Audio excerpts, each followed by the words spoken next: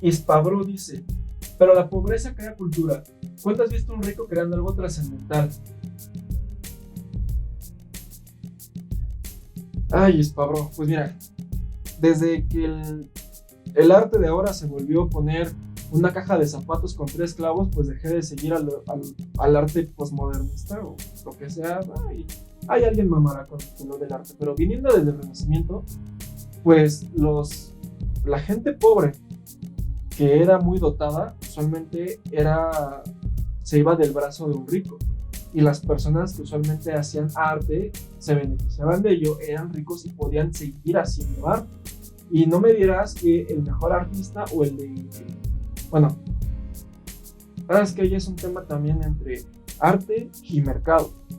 Hay artistas que en efecto tienen artes súper complejos y nadie los compra, y hay gente que hace 3 rayas en un lienzo y lo vende en millones. Sin embargo, nadie que haga un arte que valga la pena ser comprado es exactamente pobre, y sobre todo si realmente lo está trabajando y no lo está viendo solo como un hobby y no es un arte meramente derivativo. Ahora, llevar a cabo una galería, una exposición, una marca de ropa, claro que necesitas dinero. Y es ahí donde puedes tener algún inversionista, algo así, pero quiero quedarme a lo mejor con lo que dices de la pobreza que la cultura. No sé, lo primero que se me viene a la cabeza es el rap, el hip hop que se le atañe pues, a los negros, y que era como una parte de mostrar tanto su cultura como de rebeldía al sistema que lo estaba oprimiendo. Sin embargo, la gente que lo hizo muy bien sacó mucho dinero de ello. Y pues ahora vemos que los millonarios de Estados Unidos, muchos de ellos, o de los más famosos, tienen que ver, están relacionados con ese mundo del hip hop y todas las ramas que vienen de ello. La pobreza crea cultura. Madres. También podemos verlo como que yo lo decía, hay veces que hay que crear con el dolor. Hay veces que, por ejemplo, este podcast yo lo hice porque ya no podía hablar en público, me costaba mucho trabajo y ahora estoy creando sobre mi dolor. Las escrituras que hice fueron en base al dolor, y quizás pensemos en la de Harry Potter, en Rowling, que ella era una madre divorciada, desempleada, dejada con hijos, y tuvo muchísimas carencias, y sin embargo en ese momento creó Harry Potter. A lo mejor ya es una cosa que no valga mucho, pero Ana Frank, por ejemplo, y hay personas que han hecho cosas maravillosas con su dolor. Y obviamente la pobreza en sí trae cierto dolor, trae cierta carencia. Sin embargo, no es cierto que cree cultura, o a lo mejor y sí. También escuchaba a otra persona que decía que, un negro por cierto, que decía que los negros no avanzan no por culpa de los blancos, sino por los mismos negros.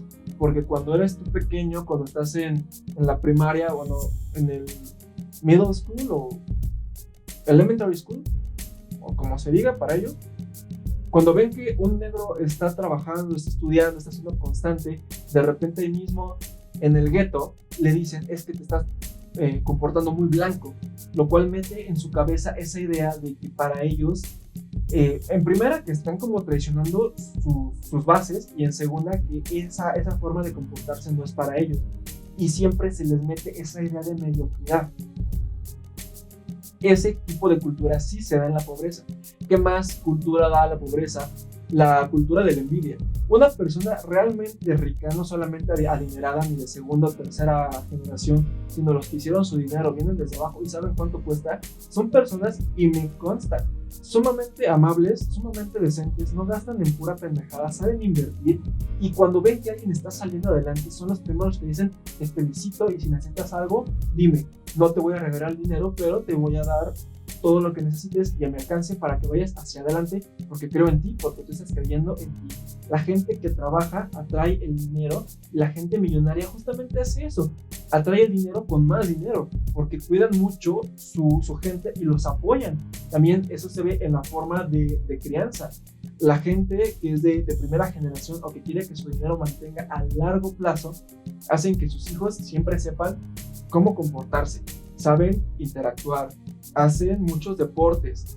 Y todo esto es en parte porque sí se lo pueden permitir, pero es para que puedan explorar sus habilidades, sepan qué les apasiona, qué no. Y dentro de todo esto, a lo mejor no van a sacar mucho, a lo mejor y el hijo no se va a dedicar a la cross, y la niña se va a dedicar al ballet, pero ahora ya tienen cierta disciplina, algo de sensibilidad, tanto musical como coordinación, y son esas habilidades que a la larga les van a llevar mucho más lejos.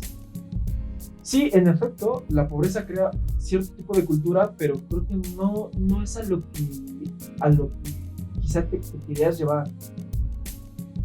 Y aquí siento que estamos haciendo algo sumamente trascendente, importante, y que no se da, que es que a pesar de que evidentemente estoy en contra de lo que está diciendo Hispabro, estamos debatiendo. Y no quiero aquí meter mi idea completamente, porque incluso yo quise como rescatarla. A lo mejor no estuvo bien escrita. Y pues vaya, eso nos deja algo bien claro que se ha perdido a lo largo del tiempo, que es que el hecho de que tú y yo no estemos de acuerdo no significa que seamos enemigos. Simplemente dice que podemos aprender más tú de mí y yo de ti. Así que en este momento, este podcast se acaba de volver revolucionario. Y claro, una discusión se da de él para mí y yo hacia ustedes. Queda muy corta. Si tienes algo más que meter, por favor, en los comentarios. Y pues igual en Reddit ya tenemos algo más preparadillo por ahí. Mahome 1908. Los pobres no pueden ahorrar ni planear por el futuro. Cualquier imprevisto nos puede dejar en la bancarrota. Cierto también a medias. La segunda parte es totalmente correcta. Yo conocí a un amigo que ya no lo veo, pero me decía que ellos ahorraban muchísimo porque casi siempre cuando tenían algún problema familiar, no sé, se rompió un tobillo o no entró a la escuela, lo que sea, pues era meterle todos entre familia de 40 a 60 mil pesos mexicanos y pues otra vez quedar desde cero, pero ellos se sentían muy bien porque habían apoyado a la familia, lo cual a mí se me hace una reverenda mamada. Porque la mitad de esa respuesta viene después, pero la gran mayoría de los problemas que él me decía en ese momento se hubiesen arreglado con un seguro. A lo mejor y tener un problema, te rompiste el tobillo, bien podría ser como menos costoso si se hubiese adquirido un seguro de esos médicos mayores que hubiese sido deducible de impuestos y pues poder trabajar solamente con los deducibles para poder pagar mucho menos en el caso de un accidente fortuito. Que eso es algo de lo que decía de que los pobres no pueden ahorrar ni planear para el futuro, lo cual yo tampoco creo que sea cierto, porque usualmente las familias pobres son muy numerosas, así que hay muchas manos que, bueno, quizás también por cultura de pobreza, los jóvenes se van a estudiar y no hacen absolutamente nada, y las mujeres se quedan a trabajar en la casa, a mantener a los huevones, y solamente se quedan con el sustento del papá, la mamá o del hermano que quiere salir adelante, pero que lo jalan los primos que le piden varo para irse a la peda. Entonces ahí es donde vemos la cultura de pobreza, en lo cual a lo mejor y no es que falte dinero, sino que está mal invertido y no hay visión a futuro. Eso de no poder ahorrar ni planear. Planear, eso quizá te doy un poquito la razón, a que nunca se les da esa parte de educación financiera. Pero quien la quiera aprender, simplemente googlea y hay 1000 cosas. Para muestra falta que yo por ahí tengo como 40 libros del tema que no puedo terminar de leer. Pero si alguien lo quiere buscar, ahí está. Y si alguien necesita uno, manda un mensaje al número de privados y puedo pasar algo de dinero. Este sí es importantísimo. Los pobres son víctimas de la mayoría de los robos, viven en barrios inseguros porque ahí las casas son más económicas. Y eso sí, aquí no tengo como mucho que meter porque es totalmente cierto. Y para muestra falta un botón, ya lo dije mucho, pero es cierto. La mayoría de los asaltos al transporte público son en las combis o justo en los lugares en los cuales se gasta más en el mero transporte y pues ahí te quitan tus cosas. La gente va a trabajar para tener un salario no exactamente bueno, para que todavía tengas que gastar lo mismo o más que alguien que va al carro, que va en carro y que gastaría en gasolina, Y todavía para que llegue algún hijo de puta y te quiera quitar tus cosas por el trabajo honesto que hiciste, esa sí es una problemática bastante fuerte. Sin embargo, ¿qué nos demuestra Japón? Que ellos, en vez de tener un pensamiento personal, al tener un pensamiento de grupo o de comunidad, hicieron que el país se fuera hacia arriba. Es más difícil de lo que parece, porque eso es de lo primero que quería hacer, meterles esa parte del pensamiento comunitario. No es para nada sencillo, pero lo vemos, por ejemplo, en las unidades habitacionales o en los complejos residenciales, en los cuales cuando la mayoría jalan hacia el mismo lugar, son los lugares con más seguridad, con más cámaras de vigilancia, con mejores áreas verdes, que tienen menos ruido, que los perros tienen un muy buen lugar donde estar, que incluso hay áreas para hacer ejercicio. Hay a veces hasta incluso dentro de ellos hacen cursos. Hay una muy buena convivencia entre vecinos, y quien no quiere entrarle, hay formas de hacerlos entrar en razón o simplemente segregarlos. Así que es muy cierto lo que dices, pero siento yo que pudiera hacerse algo con el pensamiento comunitario, sino que ya no soy yo, sino que yo soy la suma de mi universo. Ahí el detalle sería ver hasta dónde llega tu universo. Los pobres ganan menos, por eso son pobres, tienen una mala educación y pocas oportunidades de conseguir trabajos bien pagados. Regreso a que no estoy totalmente de acuerdo con eso. Almavi. Además, si tienes que comprar comida hecha o procesada porque no tienes cómo cocinarla o no tienes tiempo de cocinar para comer saludable y comes empanadas o comida rápida, por eso te cuesta salud, que es muy fácil de monetizar también. También es cierto. Hace unos meses, cuando empezó la moda hipster y ahora se veía bien verse como un pordiosero, también entró mucho como este mame de la comida vegana y 100% orgánica, que no voy a ser yo el que te rompe el corazón, pero no todo lo orgánico es orgánico y no todo no puede tener pesticidas, pero bueno, ahí si quieres investígalo. Que se decía que tener una dieta vegana alta en proteínas era bastante caro. Y no es que sea tan caro, sin embargo sí necesita como cierto tiempo, cierto conocimiento.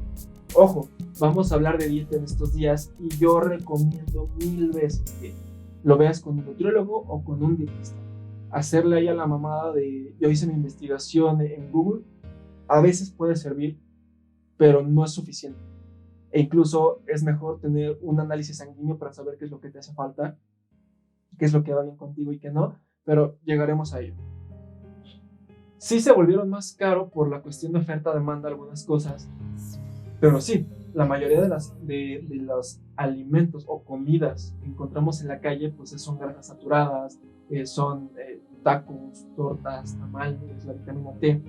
Y alguien que realmente puede cuidarse o que tiene el tiempo o la disciplina de levantarse antes para hacer comida y llevarle que sea una dieta saludable, sí hay marca un poquito de diferencia social, pero no tanto siento yo que determinantemente por el dinero, sino por el tipo de mentalidad. Claro que una mentalidad ganadora siempre va a tener dinero, pero aquí quizás sí te doy la razón, solamente quedándonos con que es mucho más fácil el tener una dieta saludable y con eso cuidar tus órganos cuando tienes un poco más de dinero que cuando no lo tienes. Tinubiel 716 dice: es costoso porque no puedes comprar cosas buenas sin dejar de pagar la casa, la luz y el maldito internet que no funciona y pagas por las puras huevas. Quizá aquí esto lo metí no por lo que dijo, sino porque me hizo pensar en que regresábamos a lo de las tarjetas, y eso creo que tiene que ver mucho con todo, en que los servicios que se le da usualmente a la persona con menos ingreso, capacidad económica, son mucho más bajos en calidad, ya no solamente hablando de los productos, sino que también de los servicios, en lugares en los cuales el internet que está carísimo y no llega bien, por no ser una zona conurbada, o los planes, porque solamente son los que están más puestos, planes telefónicos, A veces los que más publicidad tienen son los más caros. Pero solamente quizás ahí es cuestión de ponerse a analizar un poquito más la situación. También dice, el ceviche es más rico que la papa rellena. Supongo que es una alegoría a la cual yo tampoco estoy totalmente de acuerdo, pero históricamente algo tiene que ver en que la pizza era para pobres en Italia. El sushi, que se inventó en China y después se perfeccionó en Japón, era comida rápida de pobres. La quinoa era un alimento, si no de esclavos, de la más baja estirpe, por mencionar solamente algunas cosas. ¿Y qué pasó? Alguien le dio un twist a la idea, la sacó del país y ahora es comida sumamente costosa. Claro que ya después se convirtió en un arte culinario, pero como tal la base era de bajo ingreso. El ceviche a mí no me gusta, la papa rellena me gusta, a lo mejor y no es que la mejor comida sea la más cara.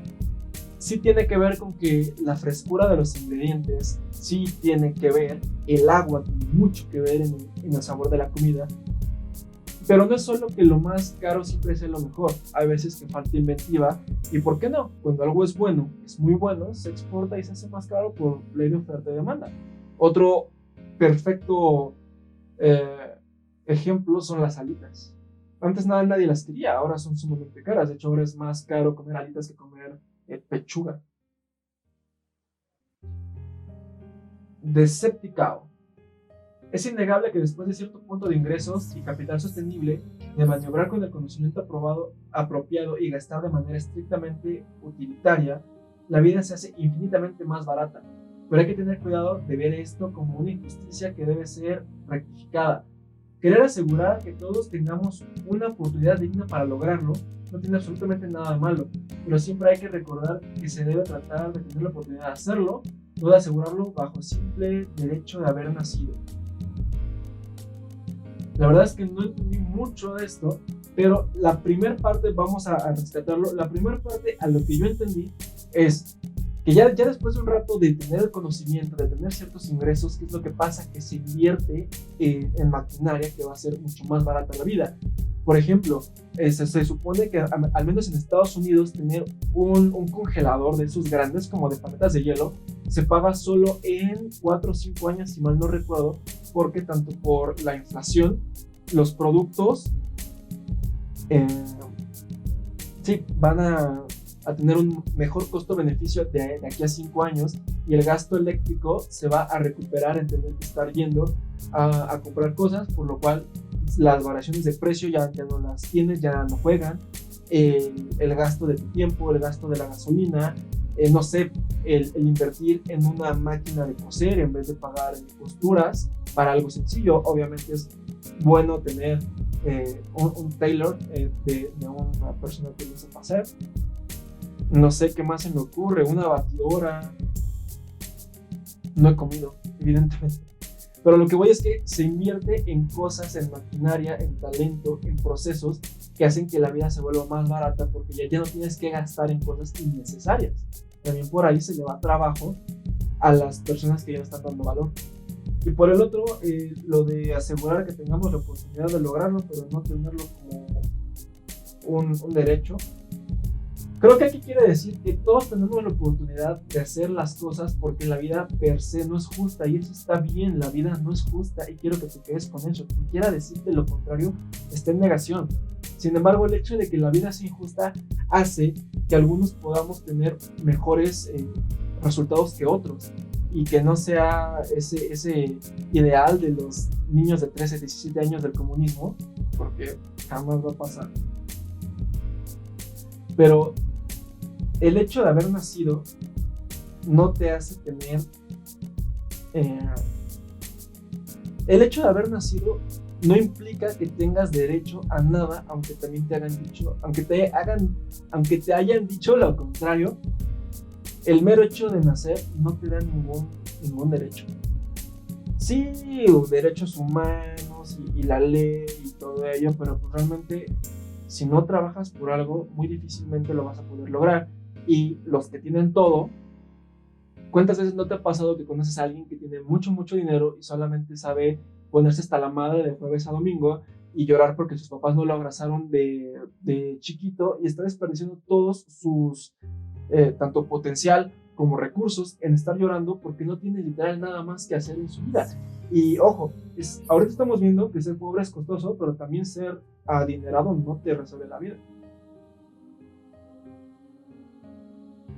Y Chumaceiro.